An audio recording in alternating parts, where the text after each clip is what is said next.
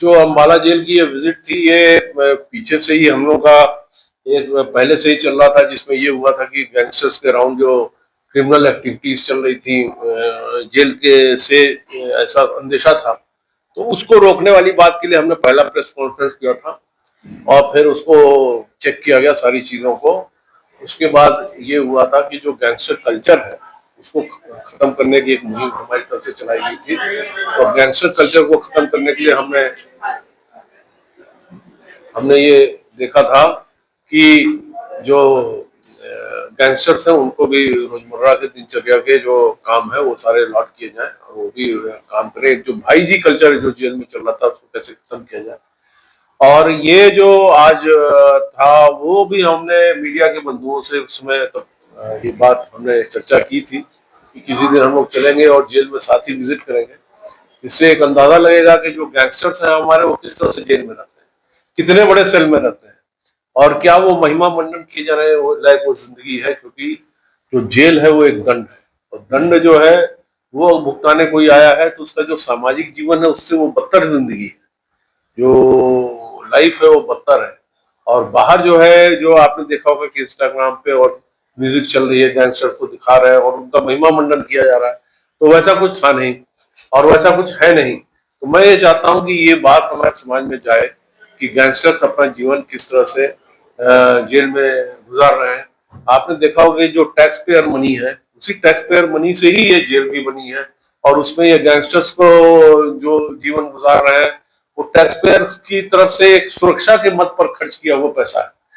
तो उसको यहाँ पे एक बुनियादी सुविधाएं जो है वही आपको दी जाती हैं। उसके अलावा जो बना दिया गया था महिमा मंडन करने के लिए कि अंदर गैंगस्टर्स काफी मस्ती कर रहे हैं या बड़े मजे से रहते हैं या अंदर रहते हैं बाहर रहते हैं, इनकी चलती रहती है, ऐसा कुछ भी नहीं है। यहाँ वो साधारण बंदी साधारण अपराधियों की तरह जो जेल का नियम है अनुशासन है उससे बद्ध रहते हैं और वो अपना काम करते हैं। और किस तरह से वो जेल में रहते हैं ये मैंने आपको दिखाया और किस तरह से यहाँ काम अलॉट होते हैं ये भी मैंने आपको दिखाया और किस तरीके से उनके सेल होते हैं जिसके अंदर ही उनके टॉयलेट बने होते हैं। मैंने आपको ये भी बताया था कि कई बार जो है वो मुठभेड़ में अपराधियों को शरीर में गोली लग जाती है, इस तरह से होता है, क्षत विक्षत हो जाते हैं और वापस वो जब यहाँ आते हैं, यहाँ हॉस्पिटल में उनको जगह मिलती है तो क्या वो, मैंने ये बात कही थी कि क्या वो उठ के वहां से टॉयलेट तक जाने लायक भी है, तो उसमें महिमा मंडन करने लायक जैसा कैसा है। तो मैंने आज आपको दिखाया, आपको वहां पे एक आधा इस तरह के लोग मिले भी जो जिनके जो आपको बिस्तरे पे दिखाई दिए। तो आपको ये देखना कि जिंदगी जो है काफी लाचार हो जाती है और इस लाचारी को किसी भी तरीके से महिमा मंडित नहीं किया जा सकता है। ये लाचारी जो है वो एक गलत उद्देश्य से किए गए जुर्म की अपराध की वजह से है, ना कि कोई राष्ट्र के लिए किए गए कार्य से है जिससे कोई आपको शहीद समझेगा। तो ये जो है आपने देखा होगा कि जो युवा अपने उद्देश्य से भटक जाते हैं, सोशल मीडिया पर तरह तरह के काम अलॉट कर दिए जाते हैं क्योंकि गैंगस्टर्स का महिमा मंडन किया जाता है। तो मैं ये चाहता हूं कि पत्रकार बंधु आए और ये देखें कि गैंगस्टर्स किस तरह से जेल में रह रहे हैं और क्या ये महिमा मंडन करने लायक है। अगर नहीं है ये बात बाहर जानी चाहिए और समाज में जानी चाहिए। और हमने ये बात कही है कि इस प्रेस कॉन्फ्रेंस के बाद ये जो हमने कहा था कि हम लोग प्रेस के साथ विजिट करेंगे जेल में, अब हम एक प्रदर्शनी लगाएंगे। प्रदर्शनी हम राज्य स्तर की लगाएंगे और उसमें हम दिखाएंगे कि किस तरह के सेल में गैंगस्टर किस तरह से रहते हैं। और ये बात हम युवाओं में, पढ़ने लिखने वाले लोगों में, समाज में हर जगह ले जाएंगे जिससे लोगों को पता चल सके गाने गा के अगर महिमा मंडन किसी का किया जा रहा है वो वास्तविकता से कितनी दूर है। इस बात को समझना बहुत जरूरी है। और जो पैसे जिसको क्विक मनी कहते हैं, अगर क्विक मनी कोई अर्न करने के लिए इस तरह की घटना करता है, वो क्विक मनी आपकी कोई मदद जेल में करने में संभव नहीं है, आपकी कोई वो मदद नहीं कर पाता है और आपका जीवन बहुत ही बदतर हो जाता है। तो जो लोग